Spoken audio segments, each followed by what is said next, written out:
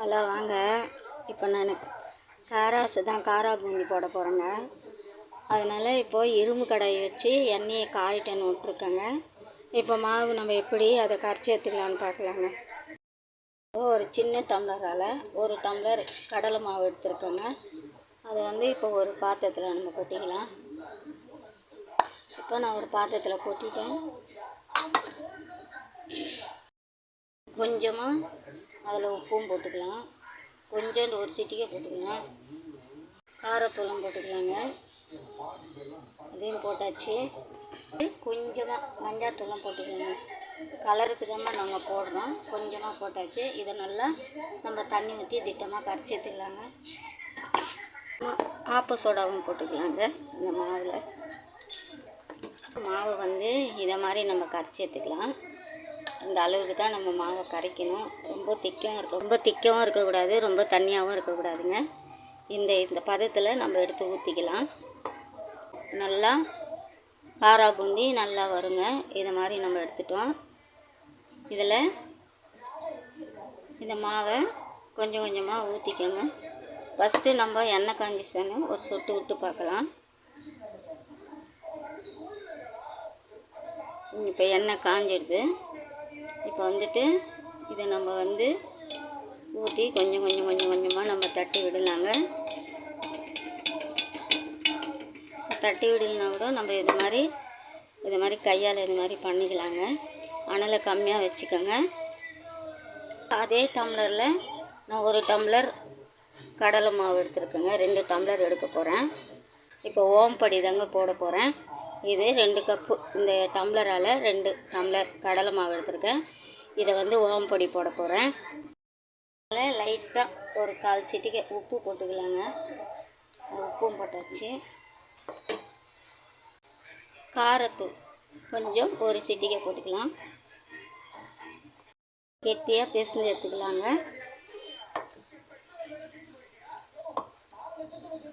இந்த மாதிரி தண்ணி ஊற்றி நம்ம கெட்டியாக பிசைஞ்சு எடுத்துக்கலாம். நம்ம முறுக்கு மாவு எப்படி பிசையுமோ அதே மாதிரி பிசைஞ்சு எடுத்துக்கலாம். இதில் 1 டேபிள் ஸ்பூன் அரிசி மாவு போட்டுக்கிறேங்க. இது மாதிரி முறுக்குழை தாங்க எடுத்திருக்கேன். நான் இது மாதிரி முறுக்குழை எடுத்திருக்கேன்.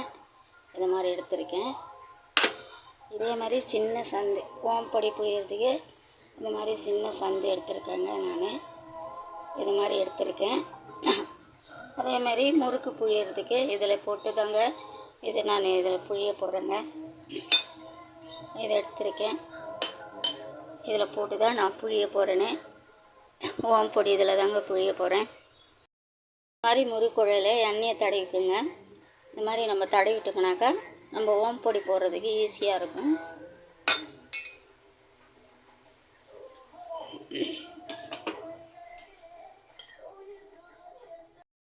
ஓம்பொடி புழியறதுக்கு இது மாதிரி மாவை நல்லா பிசைஞ்சு இது மாதிரி எடுத்துக்குங்க. இந்த மாதிரி எடுத்தால் தான் நம்ம ஓம்பொடி போடுறதுக்கு கரெக்டாக இருக்கும். மாவு இந்த அளவுக்கு தான் நம்ம மாவு பிசைஞ்சு எடுக்கணும். மாவை எடுத்து இது மாதிரி மாவு எடுத்து போட்டுக்குங்க. இது மாதிரி மாவு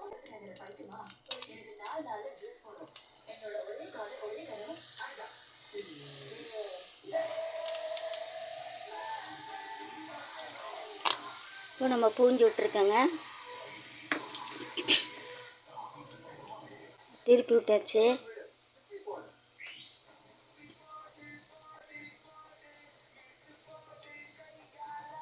அனல் ரொம்பவும் ஹையில் இல்லாத ரொம்பவும் ஸ்லோவில் இல்லை, மீடியமாக வைங்க. நல்லா இருக்குங்க. ஓம்பொடி நல்லா செவந்து நல்லா வரும். நல்லா சாப்பிட்றதுக்கும் அவ்வளோ டேஸ்ட்டாக இருக்கும்.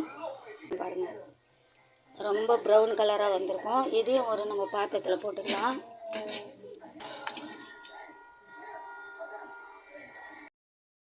இப்போது வேர்க்கடலையை நம்ம இதில் போட்டுக்கலாம்.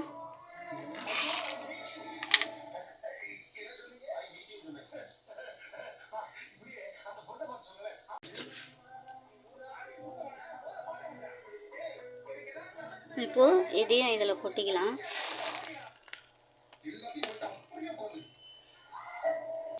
உடச்ச கல்லையை நம்ம போட்டுக்கலாம்.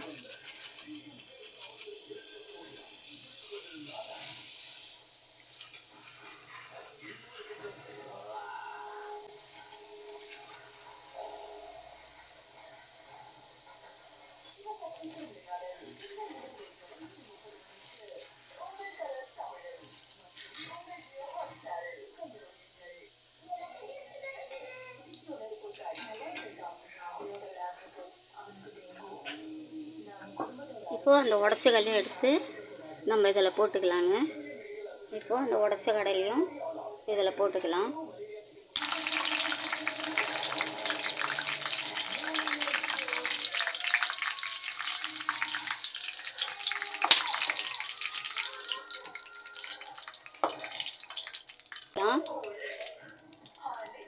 எல்லாத்தையும் போட்டாச்சு.